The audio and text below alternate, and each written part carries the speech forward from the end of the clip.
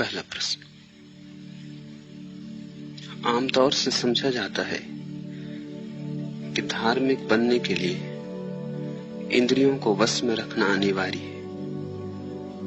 आप कहते हैं इंद्रियां दमन भक्ति का लक्षण नहीं।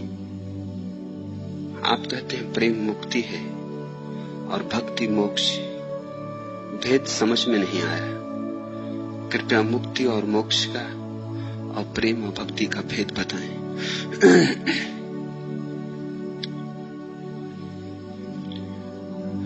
एक बात सदा ध्यान में रखना, जो आमतौर से समझा जाता है वह आमतौर से गलत होता है। भीड़ के पास सत्य नहीं है, कभी नहीं रहा।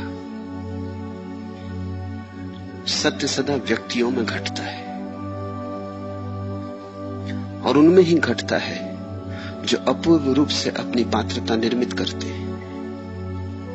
विरले व्यक्तियों में घटता है। भीड़ तो कामचलाऊ बातों को मानकर चलती रहती है। भीड़ तो उधार को मानकर चलती रहती है। भीड़ तो झूठे पर भरोसा रखती है। इसलिए दुनिया में सभी भीड़ों के अलग अलग नाम हैं। किसी भीड़ को हम कहते हैं हिंदू, किसी भीड़ को हम कहते हैं मुसलमान, किसी भीड़ को हम कहते हैं ईसाई। जीसस के पास सत्य था, ईसाइयत के पास नहीं। कृष्ण के पास सत्य था, हिंदू के पास नहीं। हिंदू तो कृष्ण को मान लिया है।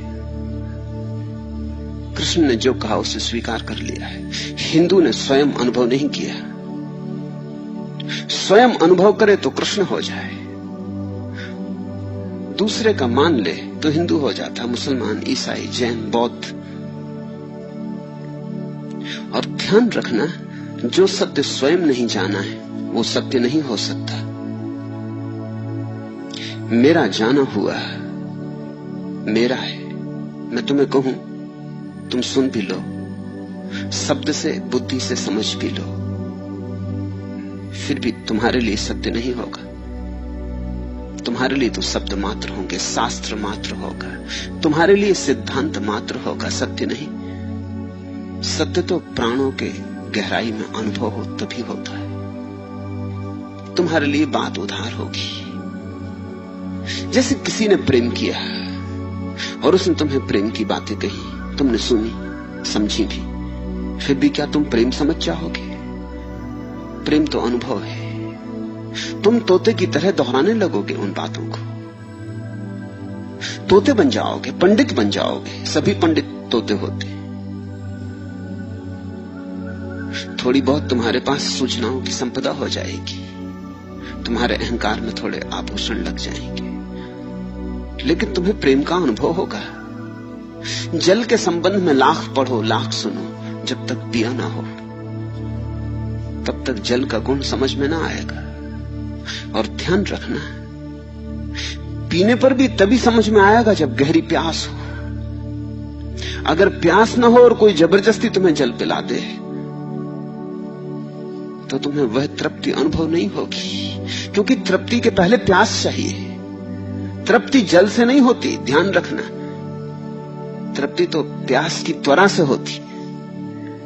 जल तो माध्यम बनता है, लेकिन उसके पहले प्यास चाहिए। मैं तुम में सत्य डाल दूं तो भी तुम्हारे जीवन में कहीं कुछ परिणाम नहीं होगा। तुम प्यासे ही ना थे। प्यासे न थे तो जल कैसे अनुभव में आए? हां, जल का शास्त्र समझ में आ सकता है। दुनिया में सत्य विरलों को उपलब्ध होता है, और ऐसा नहीं है कि सत्य ने कोई शर्त लगा रखी है कि विरलों को ही उपलब्ध होंगे। सत्य सभी को उपलब्ध हो सकता है, लेकिन विरले ही प्यासे होते हैं। सत्य सभी की संपदा हो सकती है। सत्य सभी का अधिकार है, जन्म सिद्ध अधिकार है, स्वरूप सिद्ध अधिकार है। लेकिन दावा करोगे तब ना, घोषणा करोगे तब ना, दांव पर लगाओगे अपने को तब ना। तो आमतौर से जो माना जाता है वो तो समझ लेना कि आमतौर से गलत ही होगा।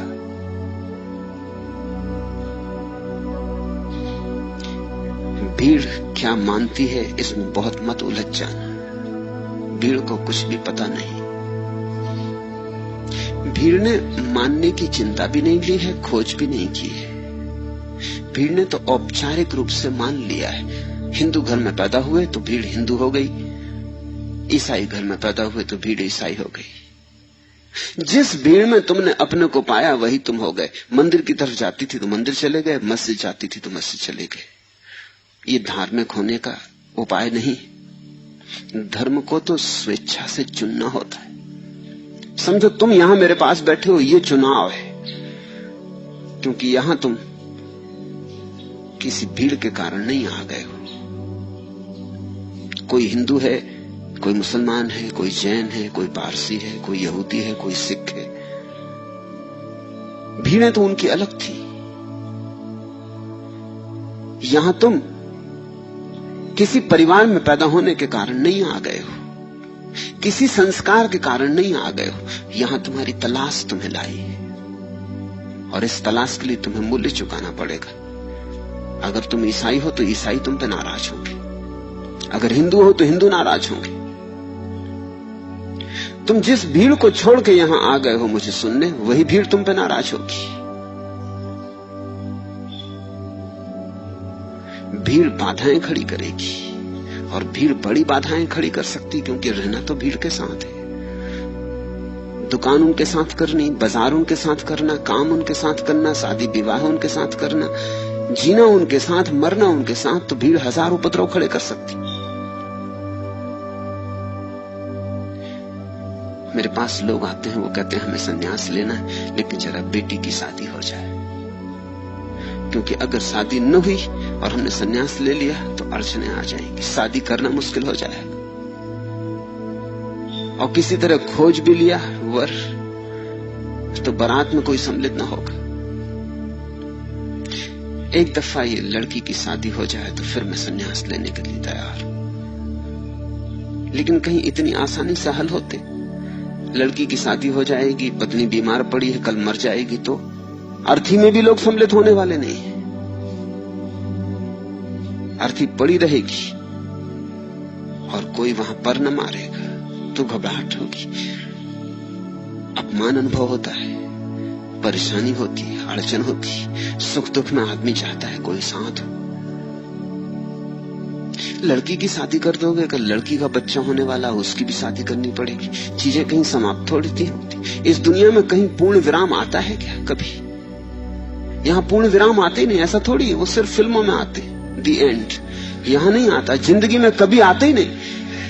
यहाँ ना कुछ शुरू होता ना कुछ अंत होता है, सदा बीच में। तुम भी आए तब भी कहानी चल रही थी, मंच पर अभिनय चल रहा था, जनता बैठी थी। तुम जब आए तब भी सब चल रहा था, तुम्हें पता नहीं, आगे काफी चल चुका था। तुम चले जाओगे तब भी सब चलता रहेगा। ये कहानी बंद होती नहीं, ये सिलसिला है, ये अनंत सिलसिला है। इसमें तुम अगर ये सोचते हो कि जब पूर्ण विराम आ जाएगा, सब कर लिया जो करना था, भीड़ पर निर्भर रहने की कोई जरूरत न रही, तब भी कम से कम तुम मरोगे, तुम्हें मरना होगा। और वो भी मन में चिंता पकड़ती कि मर जाऊंगा तो म्युनिसिपल के आदमी ले जाएंगे, कोई भीड़ साथ नहीं देगी। आदमी मरने के पहले भी मरने का भी विचार करता है कि अर्थी में कौन कौन सम्मिलित होंगे। तुमने कभी सोचा इस पर कि नहीं? कितनी भीड़ भाड़ रहेगी, अखबारों में क्या छपेगा, लोग क्या कहेंगे, मरने के बाद लोग प्रशंसा में कुछ कहेंगे कि नहीं। अमेरिका में एक आदमी हुआ, रॉबर्ट रिपले। मरने के पहले उसने, वो आदमी जिंदगी भर से अपने ढंग का आदमी था, अनूठे काम करने की उसे आदत थी, तो उसने अनूठे ढंग से मरना चाहा। उसने अपने सेक्रेटरियों को बुलाया और उनको कहा कि देखो, खबर कर दो अखबारों की मैं मर गया। डॉक्टर तो कहते हैं कि 24 घंटे से ज्यादा बच नहीं सकूंगा।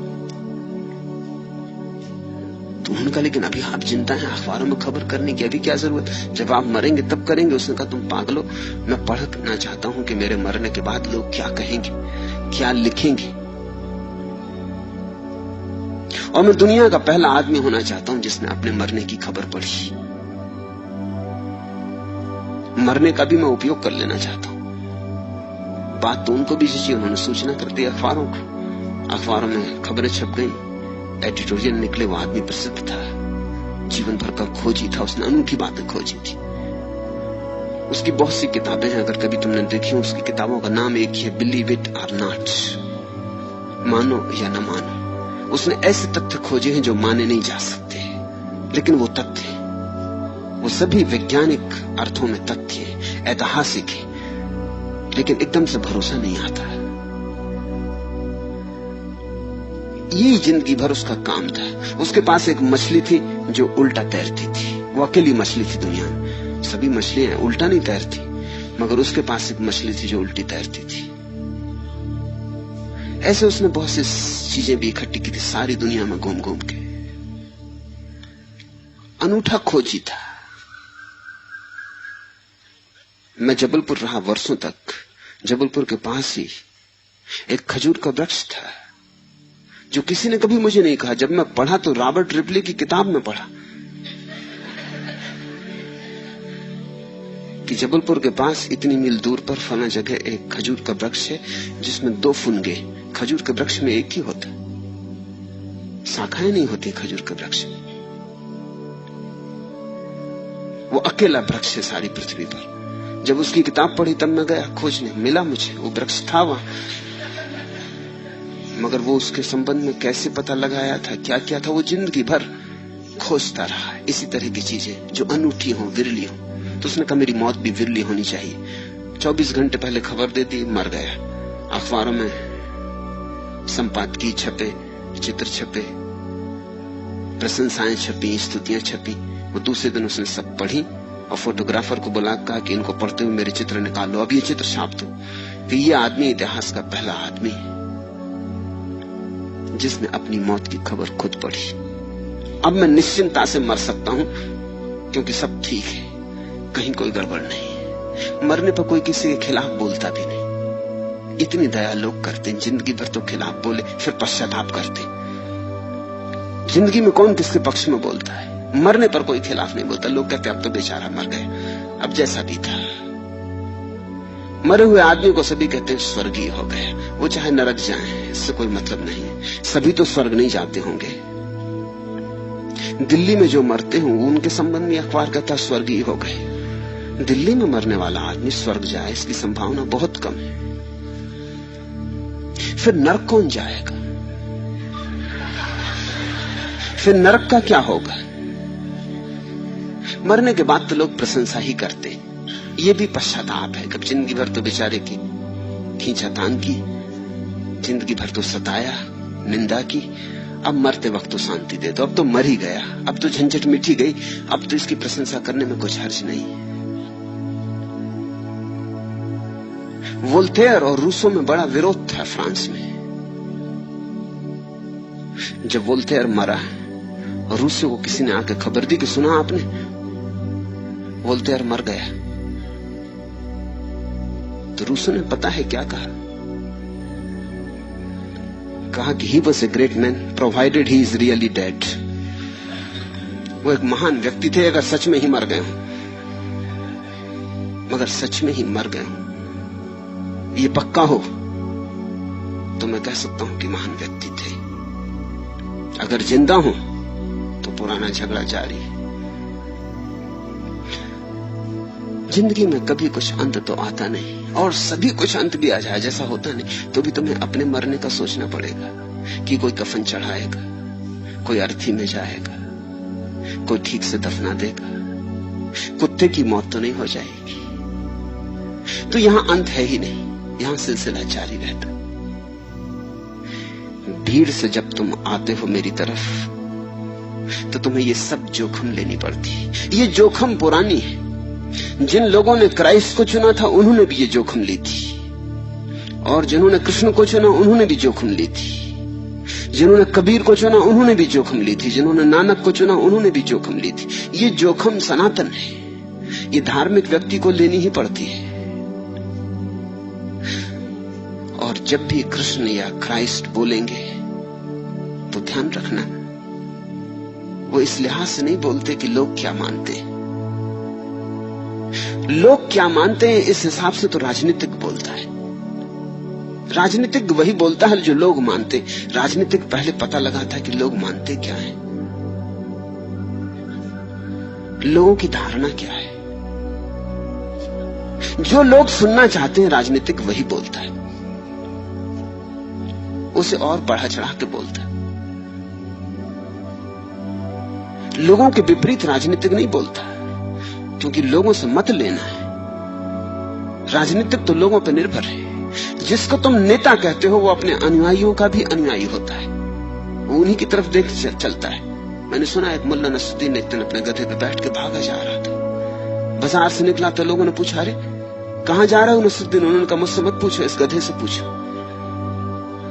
उन्होंने पूछा, हम समझे नहीं कि गधे से कब पूछा। उन्होंने कहा कि मैं बहुत इसको चलाने की कोशिश करके हार चुका, हर जगह उपद्रव खड़ा कर देता है, बीच बाजार में अटक जाएगा, टस से मस नहीं होगा, भीड़ लग जाती। तो मैंने एक राज सीख लिया, ये जिस तरफ जाता है मैं उसी तरफ जाने देता हूं। इसमें कम से कम अपनी मालकियत तो कायम रहती। लोगों को ये तो लगता है कि यार नसरुद्दीन का गधा बिल्कुल आज्ञाकारी, इससे किसी को कानो कान खबर नहीं होती कि मेरे इसके बीच कुछ झंझट है। ऐसा ही नेता होता है। नेता पहले देख ले अनुयायी कहां जा रहे हैं, किस तरफ झंडा ऊंचा कर रहे हैं, वो झट से उन्हीं के आगे खड़ा हो जाता है। इतनी वो कुशलता जानता है कि झंडा किसी तरफ ऊंचा हो रहा हो, उससे आगे खड़ा हो जाना है।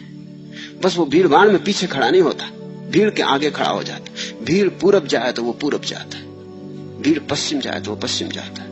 भीड़ कहती है गरीबी हटाओ तो वो और जोर से चिल्लाता है, गरीबी हटाओ। भीड़ कहती है समाजवाद लाओ तो वो कहता है यही तो लाना है, समाजवाद लाओ। मगर कुछ भी हो, मैं आगे हूं। जो भीड़ कहती है उसको वो और जोर से कहता है। और कुशल राजनेता उसे कहते हैं जो भीड़ में बदलते हुए मौसम को पहचान ले, समय के पहले पहचान ले। नहीं तो चूक जाएगा, कोई दूसरा चिल्लाने लगेगा आगे खड़े होके, तुम चले जा रहे हो, तूने पीछे लौट के नहीं देखा। ऐसा ही इंदिरा का हुआ ना, चली गई, पीछे लौट के देखा नहीं कि भीड़ आ रही कि नहीं आ रही। जब देखा तो भीड़ जा चुकी थी। तब वहां कोई भी नहीं था, पुलिस के ऑफिसर थे, कलेक्टर कमिश्नर थे, सीबीआई के लोग थे, सब तरह के और चमचे थे, वो थे। लेकिन जनता जा चुकी थी, देर हो गई, चूक हो गई। बीच बीच में लौट कर देखना पड़ता नेता को कि जनता आ रही कि नहीं, जनता किधर जा रही, जल्दी से हट के उसी के आगे हो जाना। जनता को यह भ्रम बना रहता है कि नेता आगे हमारे साथ है। संत कोई नेता नहीं है। तुम्हें क्या अच्छा लगता है वह नहीं बोलता, जो है वह बोलता है। इस फर्क को ख्याल में ले लेना। जैसा है वैसा बोलता है, जैसा है वैसा का वैसा बोलता है। तुम्हें रुचे न रुचे, तुम्हें मीठा लगे तुम्हें कड़वा लगे, बहुत संभावना तो है कि कड़वा लगेगा, क्योंकि तुम्हें जो चीज मीठी लग रही है वो जहर है और तुम जन्मों से उसके आदी हो गए हो। जब कोई तुम्हें तुम्हारी आदतों से जगाता है तो पीड़ा होती। सुबह तुम बड़ी गहरी नींद में सो रहे हो, बड़े मजे के सपने देख रहे हो, कोई उठ हिलाने लगता है कि उठो। और यह भी हो सकता है कि रात तुम कह के सो हो कि सुबह मुझे उठा देना, कि मुझे ट्रेन पकड़नी, कि मुझे किसी काम पे जाना है।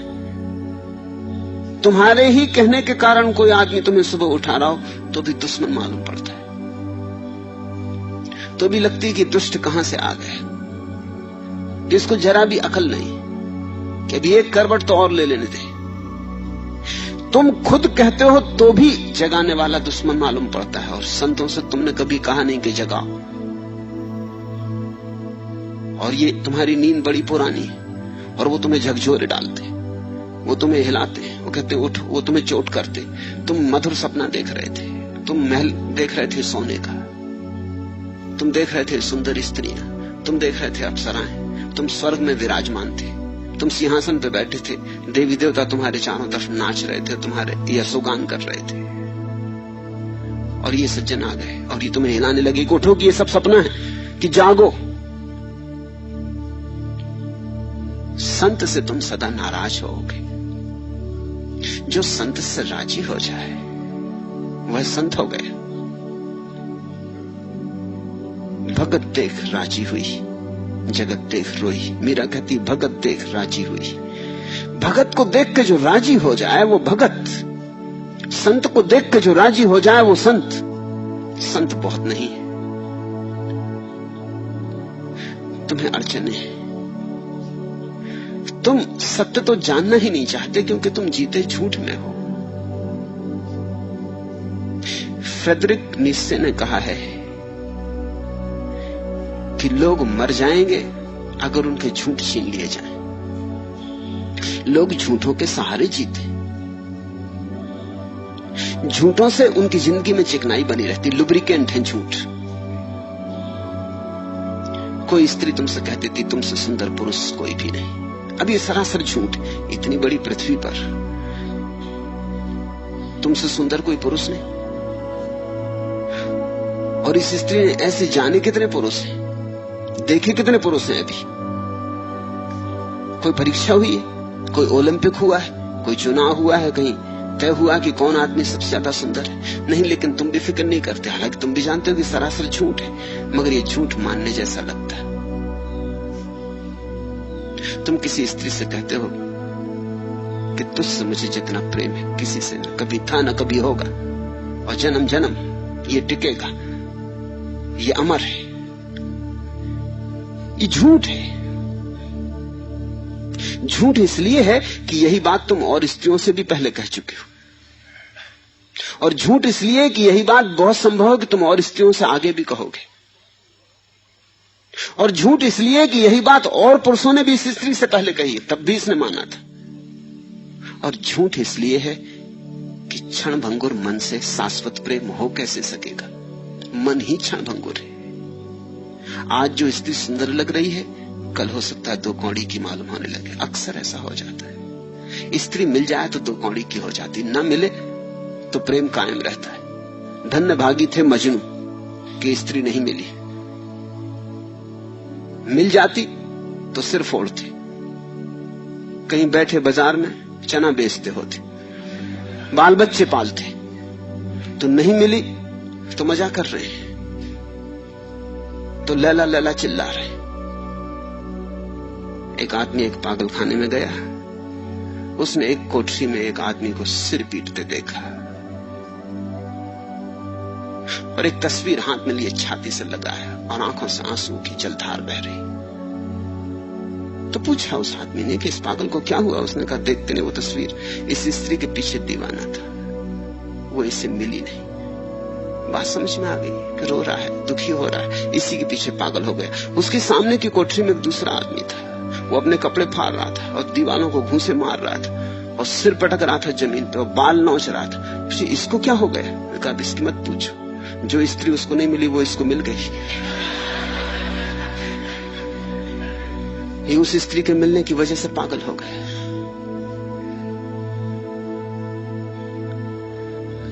जो आज इस क्षण में लगता है वो एक क्षण बाद टिकेगा। जो इस क्षण की प्रतीति है वो इस क्षण की प्रतीति है, वो कल के क्षण में भी होगी, पक्का नहीं। मगर आदमी झूठ पसंद करता है, झूठ प्यारे लगते, झूठ में खुशामद है, झूठ फुसलाते, सच में चोट होती। यूनान के बहुत बड़े विचारक प्लेटो ने अपने भविष्य के राज्य में कवियों को प्रवेश नहीं दिया है।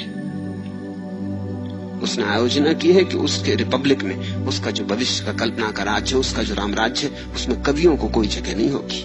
कवि बड़े नाराज थे और लोगों ने पूछा भी प्लेटो से कि ये बात क्या है, कवियों से ऐसी क्या नाराजगी, और सब होंगे कवि क्यों नहीं होंगे? तो प्लेटो ने कहा कवियों के कारण झूठ चलता है और मेरे राज्य में झूठ नहीं चाहिए, सच चाहिए। अब और सपने नहीं, अब यथार्थ चाहिए। लेकिन प्लेटो का राज्य कभी बनेगा नहीं। नीति से ज्यादा सही बात कह रहा है कि लोग झूठ में ही जीते हैं, लोग झूठ नहीं छोड़ सकते। झूठ हट जाए तो उनकी गाड़ी ठहर जाए,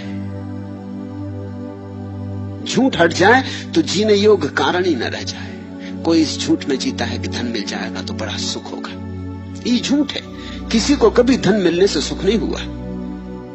सारी बातें इस पक्ष में गवाह देती हैं कि किसी आदमी को धन मिलने से सुख नहीं हुआ, मगर फिर भी ये झूठ चलता है कि धन मिल जाएगा तो सुख होगा, पद मिल जाएगा तो सुख होगा। किसी को कभी नहीं मिला। पूरा मनुष्य जाति का इतिहास निरपवाद रूप से सिद्ध करता है कि पद मिलने से किसी को सुख नहीं मिला। नहीं तो बुद्ध सिंहासन छोड़कर जाते क्यों? नहीं तो महावीर राजमहल छोड़ जंगलों में क्यों भटकते? पद से मिलता होता सुख, सुगम हो गई होती बात, तब तो सिकंदर और नेपोलियन और चंगेज खां और नादिर शाह और स्टालिन सभी बुद्ध पुरुष हो जाते। मगर नहीं, पद से कहीं सुख नहीं मिलता, पर झूठ जारी है। झूठ हमारे रग रग रेसे रेसे में प्रविष्ट हो गया। आदमी की भीड़ झूठ से जीती। संत को कहना है वही जो है, जैसा है वैसे का वैसा, पत्थर को पत्थर, गुलाब को गुलाब, जैसा है वैसा। फिर चोट लगे तो लगे, ना लगे तो ना लगे।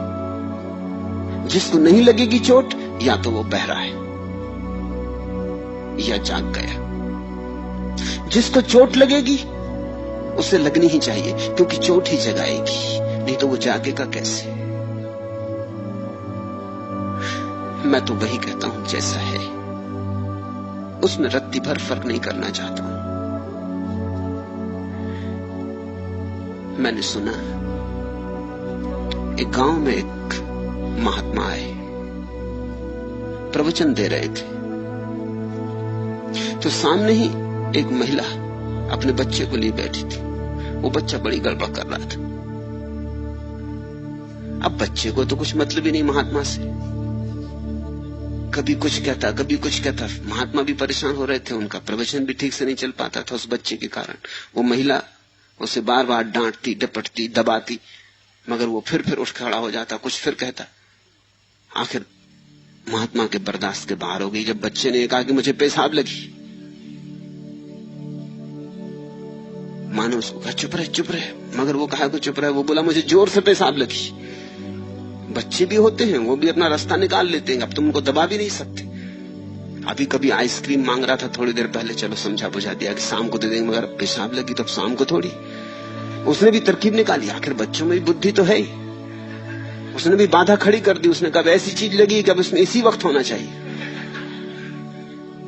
आखिर महात्मा से नहीं रहा गया। महात्मा ने कहा कि सुन देवी, बच्चे में संस्कार नहीं, तू बड़े घर की है, प्रतिष्ठित कुल तेरा, समृद्ध है, बच्चे को कुछ संस्कार दे। सत्संग में, मंदिर में इस तरह के शब्द बोले जाते, पेशाब। तो महिला ने कहा मैं इसको और कौन सा शब्द सिखाऊं? तो उन्होंने कहा कुछ भी सिखा दे, कोई भी एक प्रतीक शब्द समझो कि इसको कह दे कि मुझे गाना गाना है। जब भी इसको पेशाब लगे ये कह दे गाना गाना, किसी को पता भी नहीं चलेगा।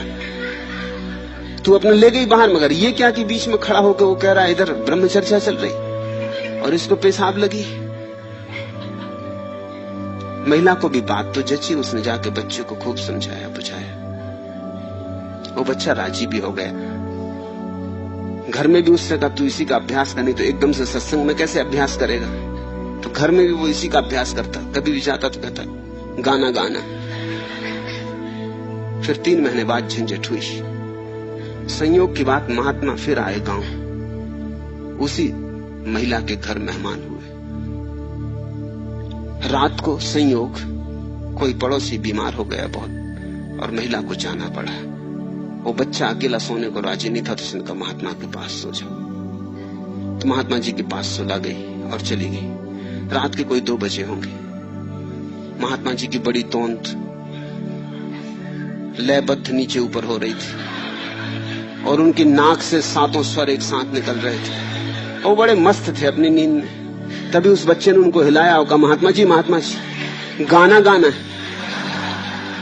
महात्मा ने कहा हद हो गई धत्तेरे की, आधी रात गाना गाना, ये भी कोई बात हुई? सो जा चुपचाप।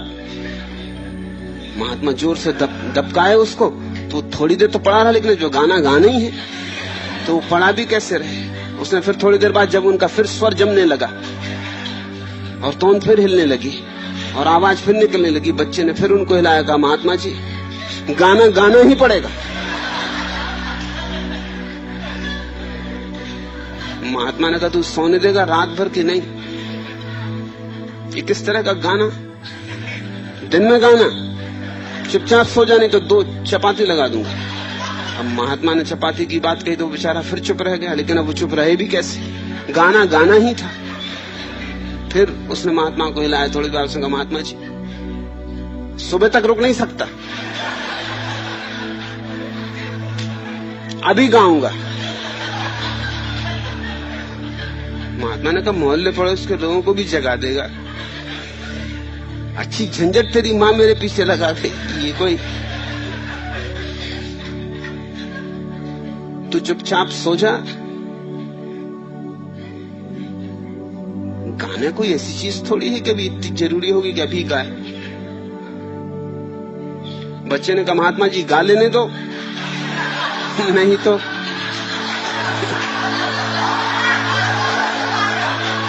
गाना बिस्तर में निकल जाएगा। महात्मा बहुत घबरा गए कि गाना बिस्तर में निकल जाए, तो उन्होंने कहा कि देख शोरगुल मचेगा, पास पड़ोस के लोग कहां का तेरा गाना, क्या तेरा गाना, तू मेरे कान में चुपचाप गा दे और फिर सो जा। बच्चे ने कहा फिर मत कहना आप। उसने गा दिया, गुनगुना गुनगुना गाना। जब गा दिया तब महात्मा को बोध आया, मगर तब तक बहुत देर हो चुकी थी।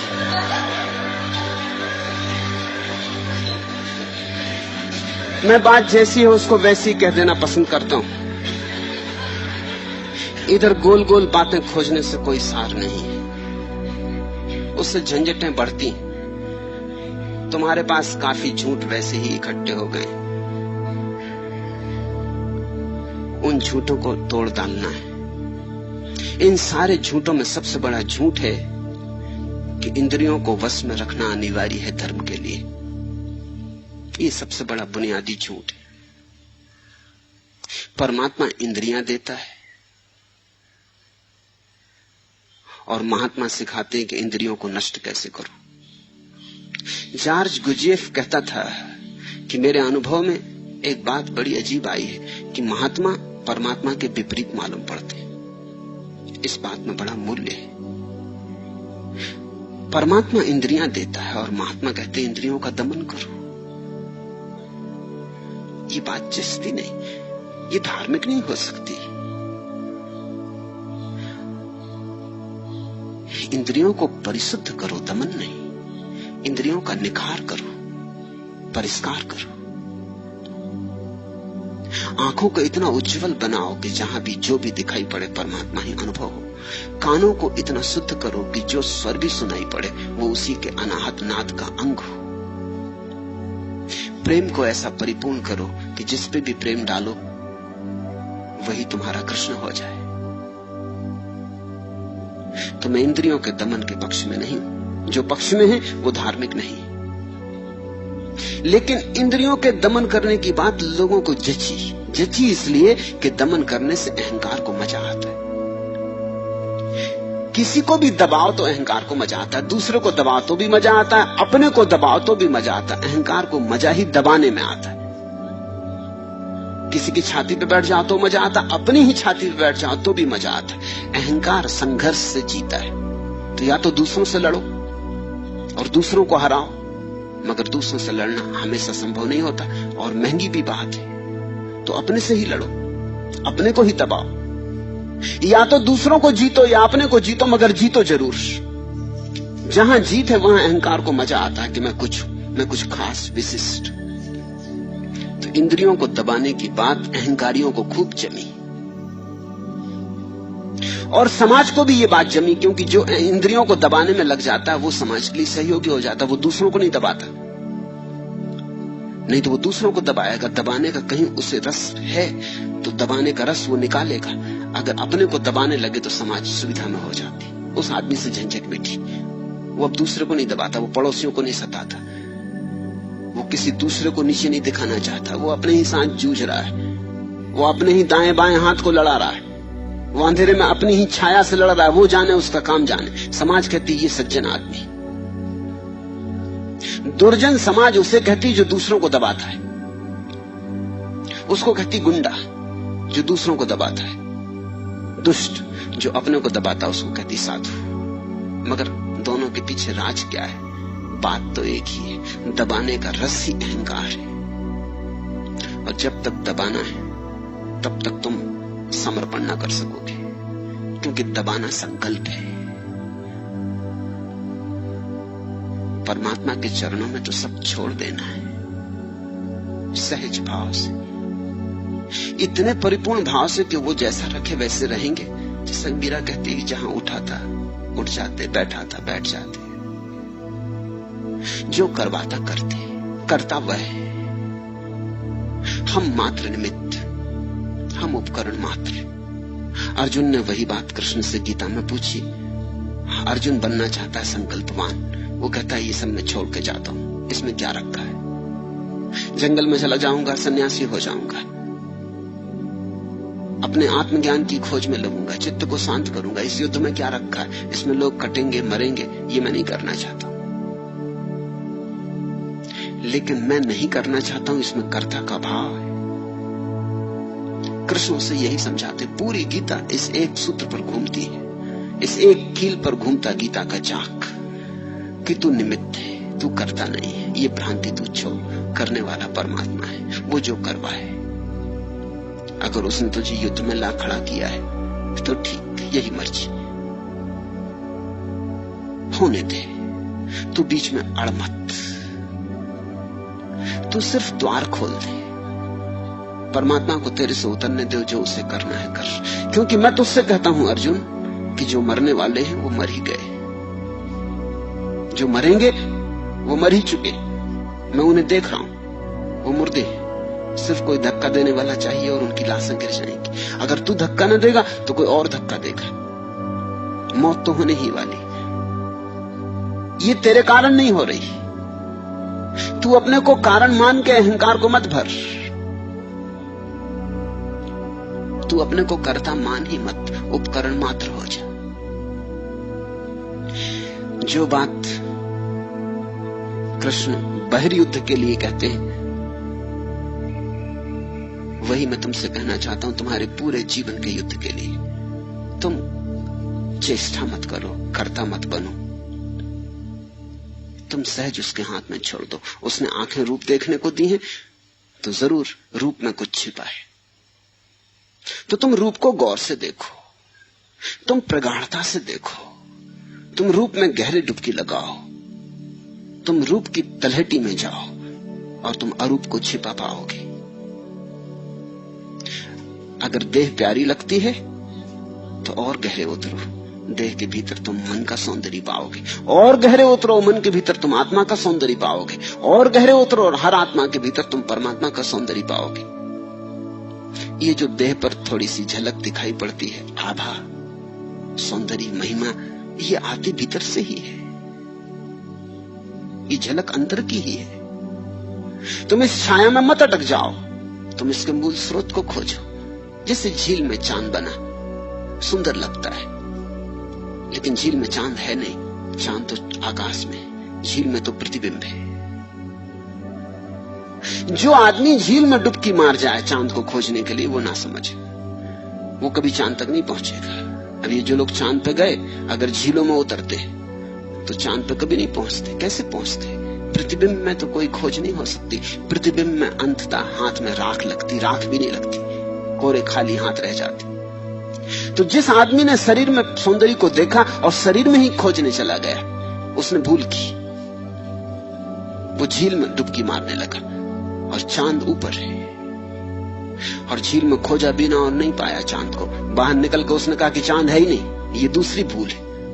पहली भूल भोगी की भूल थी कि शरीर में सौंदर्य खोजने गया। दूसरी भूल तुम्हारे तथाकथित त्यागी की भूल है। वो कहता सौंदर्य है ही नहीं, मैंने खोज के देखा, वहां कुछ भी नहीं। मैं तुमसे कहता हूं दोनों गलत है। आंखें ऊपर उठाओ। अगर झील में सौंदर्य है तो कहीं से आता होगा। झील में नहीं मिलता है खोजने से तो जरूर प्रतिबिंब होगा, इसलिए नहीं मिलता। दिखता तो है, मिलता नहीं। दर्पण के सामने खड़े हो, तुम दिखाई पड़ते हो, मगर दर्पण को तोड़ के खोजने जाओगे वहां कुछ नहीं पाओगे। जब भी कहीं कोई चीज दिखाई पड़े और खोजने पे मिले ना, तो एक बात सिद्ध हो जाती है कि वो प्रतिबिंब था, रिफ्लेक्शन था। मगर प्रतिबिंब होने के लिए बिंब तो होना ही चाहिए, नहीं तो प्रतिबिंब कैसे होगा। झील में चांद दिखा तो आकाश में चांद चाहिए, और शरीर में सौंदर्य दिखा तो सौंदर्य कहीं तो चाहिए ही, नहीं तो शरीर में भी कैसे दिखाई पड़ेगा। शरीर में खोजने से नहीं मिला, ये बात सच है। भोगी गलत सिद्ध हुआ। अब त्यागी कहता है कि हम शरीर को छोड़ के जा रहे हैं, हम शरीर के दुश्मन हो गए, अब हम कभी झील में न झांकेंगे, अब हम झील से भाग रहे हैं, अब हम ऐसी जगह जा रहे हैं जहां झील होगी नहीं, हम रेगिस्तान जा रहे हैं। हम तो अब रेगिस्तान में बैठेंगे जहां जल हो ही नहीं, क्योंकि जल बड़ा धोखेबाज है। मगर ये दूसरी भूल हो गई। चांद है, झील में नहीं है, ये सच, मगर चांद कहीं है, आकाश में। आंखें ऊपर उठाओ, इस जगत में जो भी सौंदर्य है परमात्मा का है, उसका ही प्रतिफलन। इस जगत में जो भी संगीत है अनाहत नाद का है, उसका प्रतिफलन। इसलिए मैं इंद्रिय विरोधी नहीं। इंद्रियों बेचारियों का क्या कसूर, इनको फोड़ने से कुछ भी ना होगा, इनको जड़ कर डालने से कुछ भी ना होगा। इनको तुम काट भी डालो तो भी तुम्हारी वासना ना जाएगी, क्योंकि वासना तो भ्रांति का नाम है, इंद्रियों से उसका कोई संबंध नहीं।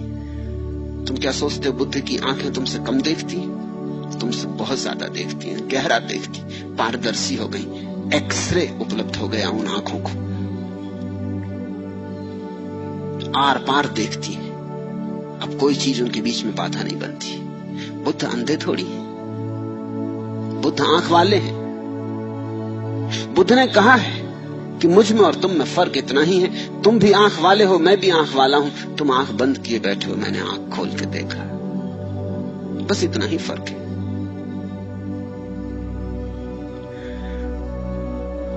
तुम कहते हो आमतौर से समझा जाता है कि धार्मिक बनने के लिए इंद्रियों को वश में रखना अनिवार्य, जरा भी नहीं।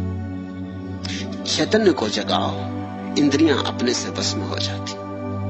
इंद्रियों को वश में करने से चैतन्य नहीं जगता। जागरूक बनो, प्रेम और ध्यान को उमगाओ और इंद्रियां वश में हो जाती। सभी इंद्रियां उसी परमात्मा के चरणों में समर्पित हो जाती, क्योंकि सभी तरफ से उसी की खबर आती, सभी इंगित उसी की तरफ तीर बने हुए। आप कहते हैं इंद्रिय दमन भक्ति का लक्षण नहीं, हो ही नहीं सकता। भक्त तो आह्लादित होता है, सारी इंद्रियों के साथ नाचता है परमात्मा के सामने। भक्त की तो सारी इंद्रियां संवेदनशील हो जाती। तुम जरा मीरा की सोचो, जो ऐसे प्यारे गीत गा सकी, इसकी इंद्रियां बड़ी संवेदनशील रही होंगी। ये जगत के सौंदर्य को नहीं देखती थी, ऐसा नहीं। कल के गीत में देखा, राणा को कहती, तेरा देश रंग रूड़ो बड़ा रंगीन है, बड़ा सुंदर है, लेकिन मेरा मन तेरे देश में नहीं लगता, क्योंकि राणा तेरे देश में साधु नहीं। सौंदर्य है, लेकिन ऊपर ऊपर भीतर का सौंदर्य नहीं, साधु नहीं। देह का सौंदर्य है, आत्मा का सौंदर्य नहीं। इसलिए मेरा मन तेरे देश में नहीं भाता। तेरा देश बुरा है ऐसा नहीं, देश बड़ा प्यारा है, मगर कुछ चीज की कमी है। मंदिर सुंदर है, लेकिन मूर्ति नहीं। मंदिर प्यारा है, संगमरमर का है, लेकिन मंदिर का राजा मौजूद नहीं। तेरे देश में साध नहीं, इसलिए मन नहीं भाता, इसलिए मैं उधर लौट के नहीं आती। बाहर बाहर सब कुछ है, भीतर भीतर सब खाली है। थाली सोने की है, भोजन उसमें बिल्कुल नहीं। क्या करोगे ऐसी थाली का? देह सुंदर है और आत्मा कुरूप है, क्या करोगे ऐसी देह का? लेकिन ध्यान रखना, इसमें देह का कोई कसूर नहीं। देह अगर कुरूप है तो इसलिए कुरूप है कि भीतर सुंदर आत्मा को जन्माने में तुम असफल हो गए। भीतर जगाओ सौंदर्य को, और तुम एक चमत्कार देखोगे। तुम एक चमत्कार देखोगे कि जैसे जैसे भीतर ध्यान, जैसे जैसे भीतर भगत, जैसे जैसे भीतर प्रेम का आविर्भाव होता है, वैसे वैसे देह पर भी सौंदर्य की आभा छाने लगती। देह में एक नवीन प्रकाश आ जाता, एक नई चमक आ जाती, अलौकिक, इस पृथ्वी की नहीं परलोक की। तो दमन तो लक्षण नहीं है, ऊर्ध्व गमन लक्षण है भक्ति का। इंद्रियों को उठाना है परमात्मा की तरफ। इंद्रियां नीचे की तरफ न बहती जाएं पदार्थ की तरफ, इंद्रियां उठने लगे, इंद्रियों को पंख लगे, उड़े इंद्रियां आकाश की तरफ, फिर बड़ी प्यारी है, अद्भुत है। जिन आंखों ने संसार में भटकाया है, यही आंखें परमात्मा में रमा देंगी, और जिन कानों ने संसार के शोरगुल में तुम्हें उलझाया है, यही कान तुम्हें अनाहत के नाश से भी भर देंगे। यही सीढ़ी जो नीचे ले जाती है ऊपर ले जाती, सीढ़ी तो एक ही होती। सीढ़ी मत तोड़ डालना, नहीं तो पीछे पछताओगे। इस बात को कभी ख्याल किया, इस छोटे से तथ्य को कभी विचार किया कि जिस सीढ़ी से तुम नीचे आते हो उसी से ऊपर जाते हो। क्योंकि ये सीढ़ी नीचे ले जाती, इसको जला मत डालना, नहीं तो ऊपर कैसे जाओगे? फिर ऊपर कभी ना जा सकोगे। दिशा बदलो अपनी, नीचे मत जाओ, ऊपर चलो, मगर सीढ़ी तो यही है। यही इंद्रियां उस परम का द्वार बन जाती हैं, और यही इंद्रियां उस परम के लिए दीवार भी बन जाती हैं। तुम इनको द्वार बनाओ, दीवार ना बनाओ, ये समझ में आता है, लेकिन इनके दमन से ये नहीं होगा, इनके शुद्धिकरण से ये होगा। इनको निखारो और संवेदनशील बनो। जब फूल को देखो तो और भरपूर देखो, ऐसे डूब के देखो कि उस घड़ी में फूल के अतिरिक्त कुछ भी न रह जाए, और तुम्हें अचानक लगेगा कि फूल के पास ही पास कहीं परमात्मा की ध्वनि भी है। ये जो मैं कह रहा हूं, ये कोई विश्वास करने की बात नहीं, करो और देखो, ये तो सीधा प्रयोग है। मैं जो भी कहता हूं सब प्रयोग है, मैं जो भी कहता हूं वैज्ञानिक है। करना चाहो तो करके देख ले सकते हो। कोई वीणा बजा रहा है, तुम सुन रहे हो, और गहरे सुनो, सुनते सुनते मस्त हो जाओ, ऐसे सुनो कि डूब जाओ, और अचानक तुम पाओगे कि बाहर की वीणा तो बजती ही रही, भीतर की वीणा बजनी शुरू हो गई। बाहर की वीणा की संगत में भीतर की पड़ी हुई सूनी वीणा पर कुछ स्वर कपने लगे। संगीत वादक कहते हैं कि अगर एक ही कमरे में, खाली कमरे में एक वीणा कोने में रख दी जाए और दूसरा संगीतज्ञ, कुशल संगीतज्ञ हो, वो दूसरी वीणा को बजाए, तो तुम चकित होकर देखोगे कि वो जो वीणा कोने में रखी उसके तार कपने लगते, उसमें प्रति संवाद पैदा हो जाता। जब एक वीणा के तार नाचने लगते तो दूसरी वीणा भी बिना अंगुलियों के तारों को कपाने लगती। वो जो कंपन पूरे भवन में भर जाएगा, वो वीणा के तार भी पकड़ लेंगे। और ऐसी ही घटना घटती साध संगत में। किसी की वीणा बज रही है, वो तो मीरा कहती है इसलिए वहां मेरा मन नहीं भाता, वहां साधु नहीं है, वहां कोई वीणा को बजाने वाले नहीं है, जिनकी वीणा सुन के मेरी वीणा बज उठे। संगति का और क्या अर्थ होता है, सत्संग का और क्या अर्थ होता है? किसी की वीणा बज उठी है, तुम अपनी वीणा लेकर उसके पास बैठ गए। तुम्हें पता नहीं कि कैसे वीणा के तार छुओ, तुम्हें यह भी पता नहीं कि वे तार कहां हैं, तुम्हें अपनी अंगुलियों का भी कोई भरोसा नहीं, तुमने संगीत कभी सीखा नहीं, तुम्हें स्वरों का कोई ज्ञान नहीं, कोई फिक्र नहीं। जिसकी वीणा बज रही उसके पास बैठ जाओ, बैठो कुछ दिन, बैठो कुछ समय, बजने दो उसकी वीणा। एक दिन अचानक तुम पाओगे तुम्हारे भीतर कुछ कपा, कुछ कंपन हुआ, कोई लहर समा गई।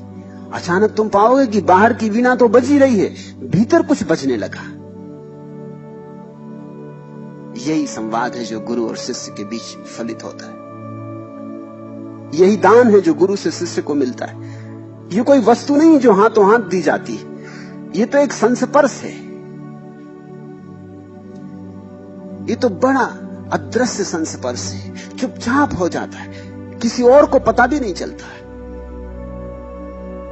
कानो कान किसी को खबर नहीं होती, कोई चीज आती ना कोई चीज जाती। गुरु से कोई चीज निकल के शिष्य में नहीं जाती, मगर गुरु के भीतर कुछ कपता है, नाचता है, और उसी नाच में शिष्य के भीतर कुछ नाचने लगता है।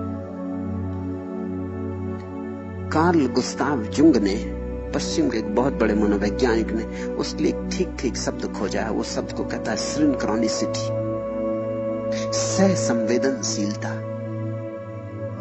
संवाद। कुछ यहां घट रहा है, कुछ दूसरी जगह घटने लगता है, ठीक उसके संवाद में, और दोनों के बीच कोई सेतु भी नहीं, कार्य कारण का कोई संबंध नहीं। ऐसा नहीं कि गुरु शिष्य को ज्ञान दे देता है, ऐसा नहीं। ऐसा होता तब तो एक गुरु सारी दुनिया को ज्ञान दे देता। और ऐसा भी नहीं है कि शिष्य ज्ञान ले लेता है, लेने देने की बात ही नहीं होती। शिष्य केवल खुले मन से बैठ जाता है, हृदय को खोल के बैठ जाता है। शिष्य सिर्फ अपने को असुरक्षित छोड़ देता है। वो कहता है तुम्हारी राजी में मेरी रजा है, इधर मैं बैठा हूं, इधर मैं तुम्हारे पास हूं। हमारे पास जो शब्द हैं कुछ बड़े मूल्यवान हैं। उनमें एक शब्द है उपासना। उपासना का अर्थ होता है पास बैठना। उप आसन, गुरु के पास बैठ गए, उपासना। यही अर्थ उपनिषद का भी होता है। उपनिषद का अर्थ होता है गुरु के पास बैठ गए। और यही अर्थ उपवास का भी होता है कि गुरु के पास बैठ गए। भूखे मरने से उपवास नहीं होता, लेकिन किसी गुरु के पास बैठे बैठे भूख की याद ना आए तो उपवास। भोजन भूल जाए, तन की सुध भूल जाए, ये मतलब गुरु के पास बैठे बैठे तन की सुध ना आए तो उपवास। और गुरु के पास बैठे बैठे दोनों के ताल मेल हो जाएं तो उपनिषद। वही उपनिषद का जन्म होता है, वही सत्य का आविर्भाव होता है। और यही उपासना, यही प्रार्थना, यही पूजा। इंद्रियों को जगाओ, इंद्रियों को जीवन दो, जड़ मत करो, संवेदनशील करो। इंद्रियों को नाचने दो, इंद्रियों को रक्ष में आने दो, नाच में आने दो। इंद्रियां जब अपनी परिपूर्णता पर होंगी वहीं से छलांग लगती। इंद्रियां परमात्मा ने ऐसे ही नहीं दे दी, इसलिए नहीं दे देंगे इनको तोड़ो फोड़ो। दुनिया में दो तरह के लोग हैं जो इंद्रियों के दुश्मन। एक भोगी, वो इनको नष्ट कर देते, वो नष्ट कर देते क्षुद्र में। क्षुद्र का स्वाद लेते लेते विराट के स्वाद की क्षमता समाप्त हो जाती। और तथाकथित त्यागी, वो भी इनके दुश्मन है, वो भी इनको नष्ट कर देते। अब कोई आदमी कांटों पर लेटा हुआ, वो क्या कर रहा है? वो ये कर रहा है कि स्पर्श की क्षमता समाप्त हो जाए, शरीर जड़ हो जाए। एक आदमी धूप में खड़ा हुआ है, वो धूप में खड़े होकर क्या कर रहा है? वो ये कर रहा है कि चमड़ा मोटा हो जाए। मोटी चमड़ी कहते हैं ना, जिसमें बुद्धि कम होती है उसको कहते हैं मोटी चमड़ी। मोटी चमड़ी हो जाए, चीजों का परिणाम ना हो, संवेदनशीलता खो जाए। मगर ये कोई क्रांति नहीं है। किसी को तुम गाली दो और उसको समझ में ना आए कि तुमने गाली दी, और वो उत्तर ना दे और हंसता हुआ चला जाए, इसको तुम कोई संतत्व तो नहीं कहोगे। ये मोटी चमड़ी, इनकी अकल में ना आई कि गाली थी। इनको समझने में वक्त लगता है, इन्हें सुन भी ली फिर भी पकड़ में ना आई, तो इनको तुम बुद्धू कहोगे। बुद्ध तो नहीं, बुद्ध भी नहीं गाली से प्रभावित होते, लेकिन उसका कारण ये नहीं कि वो बुद्धू हो गए। उसका कारण ये कि समझ इतनी हो गई कि अब तुम पे दया आती, गाली देने वाले पे दया आती। ऐसा नहीं कि गाली समझ में नहीं आती,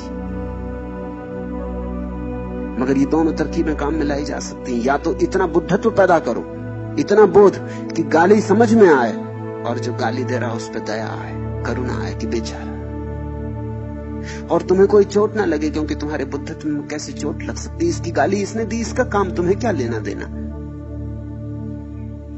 ये तुम्हारी समस्या ही नहीं है।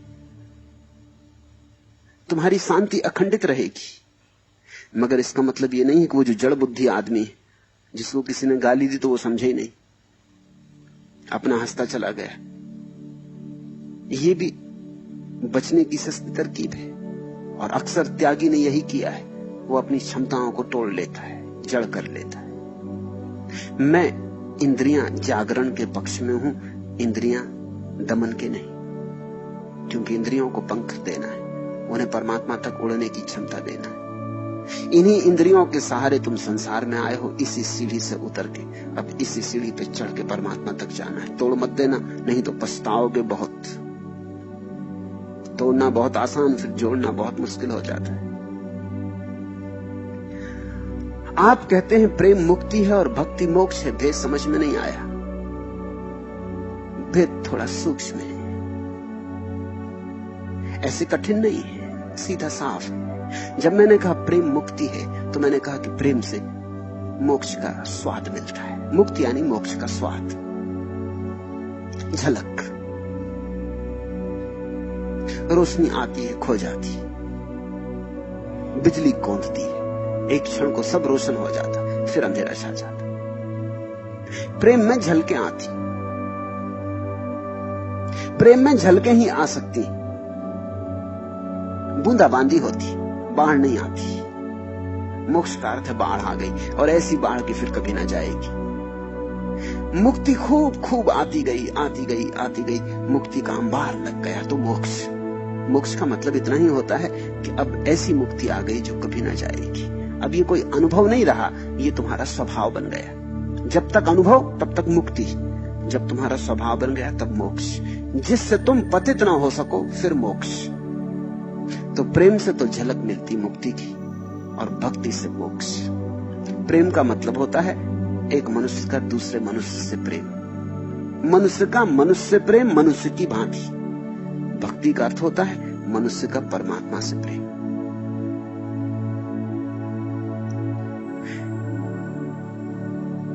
दो मनुष्य एक ही तल पर होते हैं। तुमने किसी स्त्री को चाहा, तुमने किसी पुरुष को चाहा, अपने बेटे को, अपनी बेटी को, पत्नी को, मित्र को, किसी को चाहा। ये चाहत भी थोड़ी थोड़ी झलके लाएगी, क्योंकि ये भी प्रेम है। इसमें भी कभी कभी तुम्हें बड़ी शांति मिलेगी, बड़ा आह्लाद होगा, मगर कभी कभी फिर विषाद। ऊंचाइयां आएंगी, खाइयां भी आएंगी। ऊंचे शिखर भी छुओगे कभी, तब लगेगा कि सब मिल गया, और जब खाई आएगी, अंधेरी अमावस रात आएगी और पूर्णिमा खो जाएगी, तो लगेगा सब खो गया। प्रेम में तुम्हें दोनों घटनाएं घटती रहेंगी। जब तक प्रेम इतना गहरा ना हो जाए कि जिससे तुम्हें प्रेम है उसमें कृष्ण दिखाई पड़ने लगे, तब तक मुक्ति की झलकें मिलेगी। जिस दिन परमात्मा का अनुभव होने लगेगा, प्रेम भक्ति हो गई। भक्ति का अर्थ है प्रेम ने भगवान को खोज लिया। प्रेम टटोलता है, भक्ति ने पा लिया। प्रेम अंधेरे में टटोलता है, मिलेगा दरवाजा, मगर टटोलना है प्रेम में। इसलिए प्रेम में बड़ा विषाद भी है, क्योंकि तुम जिसको भी प्रेम करते हो इसी आशा में करते हो कि मिल गया प्यारा, और फिर तुम पाते हो कि नहीं मिला, नहीं कुछ कमी रह गई, फिर कुछ अड़चन रह गई, बात उतनी ऊंची नहीं गई जितना सोचा था, सपनों के अनुकूल सिद्ध न हुई। तो हर बार प्रेम में विषाद भी होता है। हर बार किसी को प्रेम करके तुम पाते हो कुछ रिक्त हो गए, कुछ खाली हो गए, कुछ छूछा छूछा हाथ में लगता है। सोचा था बहुत, हुआ बहुत कम। निकले थे सागर खोजने, बूंद हाथ लगी। अपेक्षा सागर की थी और बूंद हाथ लगी, तो निश्चित विषाद होता है। इसलिए प्रेमी सुख में भी होते हैं और बड़े दुख में भी होते हैं।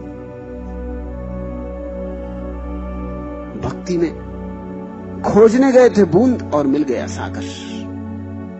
आह्लाद अपरसीम होता है। तुमने जितना सोचा भी नहीं था उतना मिल गया। तुम तो सोचोगी भी कैसे? सागर तुमने देखा नहीं है, सोचोगी भी कैसे? परमात्मा तुमने देखा नहीं, सोचोगी भी कैसे? तुम तो कुछ गए थे थोड़ा सा लेने, मगर वहां आकाश टूट पड़ा। तुम संभाल ना सको इतना मिला, तुम बांध ना सको इतना बरसा, तुम्हारी गठरी छोटी पड़ गई। तो भक्ति, प्रेम जब सीमाओं से मुक्त हो जाता है तो भक्ति हो जाता है, और जब तुम्हारा प्रेम पात्र सीमाओं से मुक्त हो जाता है तो भगवान हो जाता है।